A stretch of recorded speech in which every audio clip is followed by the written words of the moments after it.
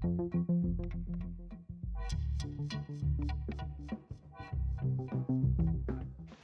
день, друзья! Меня зовут Наталья, и сегодня я познакомлю вас с моделью для работы с арендными договорами согласно новому стандарту ФРС 16. Эта модель состоит из трех блоков. Первый блок List Contracts– это непосредственно база лизинговых договоров. Второй блок Reports– это вся связанная с ними отчетность, график платежей, баланс, журнал транзакций. И третий блок Settings– это настроечные таблицы для того, чтобы донастроить модель под ваши конкретные требования. Работа с моделью начинается с такого стартового дашборда List Contracts. Он включает в себя несколько блоков. Первый блок– это общая статистика по лизинговым договорам в рамках каждой компании. Здесь мы можем увидеть общее количество договоров, тех договоров, которые пока находятся в работе. Есть какие-то незаполненные поля или ошибки в заполнении, они имеют статус Error. Договора, которые полностью готовы к согласованию, Ready to Approve, согласованные договора, Active, и договора, которые отменены, но из системы не удалялись, потому что, возможно, в дальнейшем будут еще использоваться. Блок New Contracts включает в себя, как я уже сказала, те договора, которые либо еще находятся в работе и не до конца заполнены, либо те договора, которые готовы к согласованию, но еще не согласованы. Эти договора можно открывать на редактирование, можно согласовывать или отменять, и можно переходить к их графикам платежей. Следующий блок Active Contracts– это те договора, которые уже согласованы. Эти договора можно открывать только на чтение, то есть в них нельзя вносить изменения. Можно создавать модификации этих договоров, то есть изменения, которые начнутся с определенной даты и не затронут предыдущие периоды. Можно перейти к графику платежей, к балансу и к журналу транзакций. Также внутри этого блока есть подблок модификаций. По каждому договору можно увидеть все модификации, которые по нему создавались. Дату этой модификации, описание и в каком статусе она на текущий момент находится. Аналогично самим договорам, модификации можно открывать и редактировать, согласовывать либо отменять и просматривать график. И самая нижняя часть дашборда– это отмененные контракты, то есть те, которые не действуют на текущий момент, но их сохранили, чтобы в дальнейшем, возможно, вернуть их в работу в область New Contracts. Для того, чтобы подробнее ознакомиться с работой в модели, мы попробуем завести новый договор. Для этого нажимаем кнопку New List Contracts, выбираем компанию, внутри которой будет создаваться новый лизинговый договор. Перед нами открывается дашборд. Красным цветом выделены те поля, которые являются обязательными к заполнению. То есть до того, как они не будут заполнены, договор не может быть согласован. Голубые поля– это те поля, которые в принципе могут быть заполнены, то есть в них можно вводить значения, и белые поля рассчитываются автоматически. Договор перейдет в статус Ready to Approve только после того, когда окошко Error Message будет полностью пустое. В это окошко выводится подсказка, чтобы вы увидели, какие ошибки совершили при заполнении договора, либо какие обязательные поля оставили пустыми, несмотря на то, что они подсвечены красным цветом. Приступим к заполнению договора. Пусть это будет договор также паркинга, например, паркинг 2. Номер договора 003. Мы видим, что после того, как мы заполняем обязательные поля, они подсвечиваются зеленым цветом, то есть по-прежнему от всех остальных полей их можно отличить. Категория активы у нас заполняем, валюту. Все выбирается из выпадающего списка. Помимо этого мы можем заполнить дополнительные характеристики договора, которые на расчет здесь никак не влияют, но могут вам потребоваться, так как это все-таки база договорная, либо могут потребоваться при формировании журнала транзакций. То есть, например, если транзакции формируются в разрезе кост-центров, то можно здесь дополнительно еще кост-центр выбрать. Дальше переходим к заполнению срока договора. Обязательным является дата начала договора и дата окончания договора. Помимо этого мы опционально можем заполнить возможность досрочного расторжения договора с датой, возможность пролонгации договора, например, еще на 4 года. Другие различные опциональные даты. И самое главное выбрать ту дату окончания, которую в итоге необходимо применить к расчету. То есть в данном случае мы выбираем Contract End Date, и наш договор будет считаться действующим с 1 октября 2019 года по 31 декабря 2023 года, и срок его 51 месяц. Следующий блок – это платежи. В данном блоке нам обязательно необходимо заполнить первый платеж, пусть он произойдет у нас 15 октября 2019 года.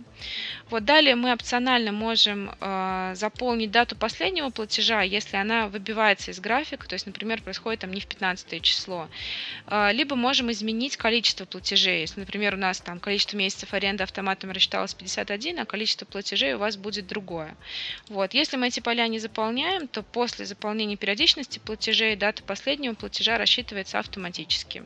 И, соответственно, также высвечивается количество этих платежей. В данном случае оно соответствует количеству месяцев аренды. Вот. Сбоку здесь также выведены подсказки, то есть при заполнении каких полей какие расчеты произойдут автоматически. Следующий блок заключительный – это непосредственно введение самих сумм платежей. То есть сейчас мы заполним, например, 25 тысяч фиксированный платеж ежемесячный. Помимо этого мы можем заполнить и дополнительные платежи, и также предоплаты в рамках договора. Вот. Ставка дисконтирования рассчитывается автоматически согласно дате начала договора, его сроку и валюте. Вот. Если нам нужно изменить ставки дисконтирования, то мы можем перейти на дашборд с этими ставками, выбрать тот месяц, начиная с которого нам нужно переписать ставки дисконтирования, и, соответственно, в нижней таблице ввести другие ставки. Если же мы хотим переписать ставку дисконтирования конкретно для этого договора, то здесь предусмотрено поле для этого, можно конкретно для него заменить дисконтирование, например, вот там, с 2 до 4%. После того, как договор полностью заполнен, мы проверяем, что в окошке Error Message не осталось никаких предупреждений. Дальше мы можем либо вернуться к общему списку лизинговых договоров, либо по данному договору сразу перейти к графику платежей.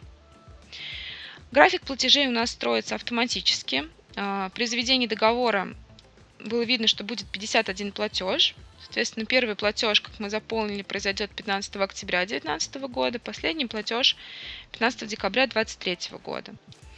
В данном графике существует возможность вручную какие-то платежи переписать. Например, если существует договоренность, что первые 3 месяца платеж будет, например, не 25 тысяч, а 20 тысяч, то есть есть какая-то скидка, то можно здесь это отобразить. Платежи можно также обнулять.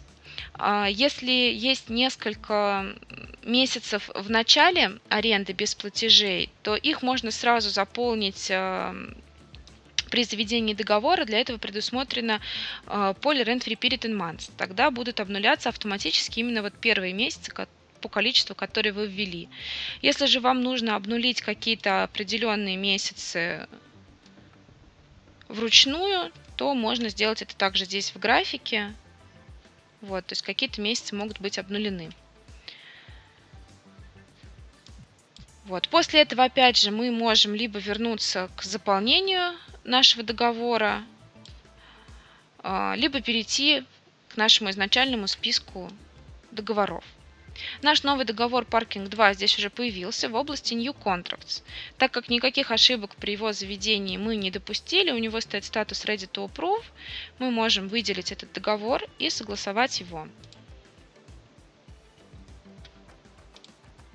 После согласования этот договор из области New Contracts переходит в область Active Contracts.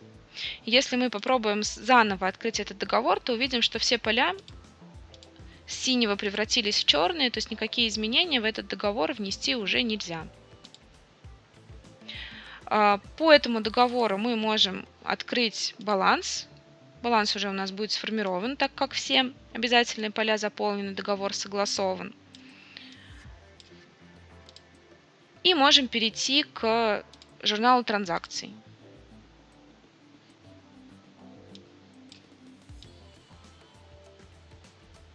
На текущий момент здесь журнал транзакций не включает в себя supplier, потому что мы не заполнили его при заведении договора. Соответственно, если у нас транзакции в разрезе поставщиков идут, то это поле необходимо заполнить. Включает в себя счет, но не заполнена кост-линия, по которой проходит расчет. Если необходимо эти вещи как-то перенастроить или донастроить, то мы можем перейти на дашборд Account Mapping. И здесь по видам платежей донастроить их маппинг на счет и заполнить кост-линию. Для, соответственно, активов это заполнение идет в разрезе вида актива. После этого журнал транзакций уже можно, в общем-то, выгружать, либо подгружать автоматически в какую-то другую модель анаплана. Это полностью готовый журнал транзакций. Если начиная с определенного месяца по договору происходят какие-либо изменения, например, меняется срок договора, он пролонгируется, либо меняется платеж, то все эти вещи создаются при помощи модификации. Мы выделяем договор и нажимаем кнопку New Modification. У нас открывается вот такой дашборд. На нем в левой части отображаются текущие значения всех параметров по договору. То есть это либо параметры из изначального договора, либо параметры из предыдущей модификации. А с правой стороны красные и голубые поля – это те поля, которые мы можем изменять, заполнять по этому договору. Красные поля являются обязательными, соответственно, без их заполнения модификация не может быть согласована. Это описание самой модификации, то есть в связи с чем она происходит, и стартовая дата, то есть начиная с какой даты эту модификацию необходимо отразить в балансе и в журнале транзакций. Внесем сюда описание, например, что это мы реализуем наш Extension Options.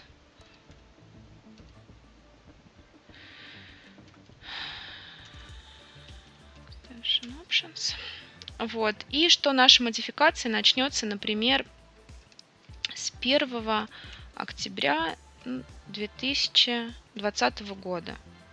То есть договор мы создавали 1 октября 2019 года, и вот через год, например, мы решили этот договор изменить. И дальше все голубые поля мы можем дорабатывать. Изначально у нас была указана дата окончания договора 2023 год. Мы подразумевали, что договор может быть пролонгирован до 2027 года. Вот, поэтому теперь в качестве новой даты окончания договора мы можем выбрать нашу дату пролонгации. Вот. И сразу видим, что договор у нас теперь заканчивается 31 декабря 2027 года, общий его срок 99 месяцев. Помимо этого, мы можем внести какие-то изменения в график платежей. Если этого не делать, то платежи автоматически пересчитаются. Последний платеж у нас теперь будет не 15 декабря 2023 года, а 15 декабря 2027 года. Общее количество платежей увеличилось до 99. Вот. При этом это количество платежей мы можем опять же переписать, можем эту дату внести вручную. Вот. И дальше можем изменить все платежи по договору. То есть, например, Fixed Payment изменим с 25 тысяч, например, на 30 тысяч. Ставка дисконтирования у нас применяется опять автоматически, согласно дате модификации, сроку договора и валюте. Но при этом мы снова ее можем изменить вручную, вот если нам нужно это изменение для конкретного договора сделать. После того, как все поля заполнены, у нас Error Message пусто, мы можем перейти к графику платежей уже по модификации. Все те платежи, которые прошли до даты модификации, здесь не отображаются. Эти платежи проходят у нас в основном договоре. Вот. Отображаются все платежи, которые начинаются с месяца модификации. И эти платежи аналогично договору можно переписывать. То есть можно, например, там первые платежи сделать больше, меньше или обнулить. После этого можно вернуться к нашему списку лизинговых договоров, и здесь уже под договором Parking 2 мы увидим, что создалась у него модификация 1, она без ошибок, поэтому статус у нее Ready to Approve, и эту модификацию можно согласовать. После согласования модификации переходит в статус Active. И если мы сейчас откроем баланс по нашему договору, то мы увидим, что начиная с октября 2020 года договор модифицирован, у нас добавились требования, добавились обязательства, так как мы договор пролонгировали на больший срок. Ну и, в общем-то, сам баланс, он тоже теперь строится уже до 2027 года, и, соответственно, обнуление его происходит только в декабре 2027 года. Аналогично, если мы перейдем к журналу транзакций, то также увидим, что журнал транзакций по этому договору у нас теперь построен до декабря 2027 года.